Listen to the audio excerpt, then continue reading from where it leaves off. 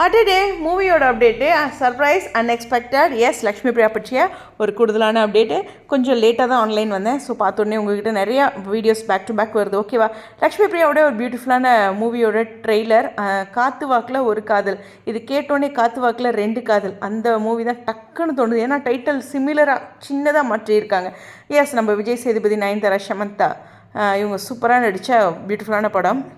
First இந்த trailer பார்க்கும்போது நான் ஃபஸ்ட்டு கவனித்த ஒரு விஷயம் என்னென்னா, லக்ஷ்மி பிரியா ரொம்ப சின்ன பொண்ணாக இருக்காங்க. ஃபார் எக்ஸாம்பிள் சொன்னால் ஒரு 3 to 4 இயர்ஸ்க்கு முன்னாடியாச்சும் அட்லீஸ்ட் இந்த மூவி எடுத்திருப்பாங்க அப்படின்னு தோணுது. ஏன்னா மகாநதியே நம்ம 2 இயர்ஸ் பயணத்தில் பார்த்துட்ருக்கோம். ஸோ அது ரொம்ப முக்கியமான விஷயம். 2022 தான் காத்து வாக்கில் 2 காதல்னு வந்துச்சு. அதே டைட்டிலில் பக்கத்தில் காத்து வாக்கில் ஒரு காதல்னு வச்சுருக்காங்க. Anyways, okay. ட்ரெய்லரில் பார்க்கும்போது எனக்கு தோணுன இன்னொரு விஷயம் என்னென்னா, டைட்டிலுக்கு மேட்சாக இல்லாமல் ட்ரெய்லர் வந்து சும்மா ஃபைட்டும் ஒருத்தரை துரத்திட்டே போகிற மாதிரியும் இருக்கே அப்படிங்கிற மாதிரி இருந்தது. எனிவேஸ், இதில் லக்ஷ்மி பிரியாவுடைய பங்கு இருக்குது அப்படிங்கிறனால அவங்களுக்கான வாழ்த்துக்கள்.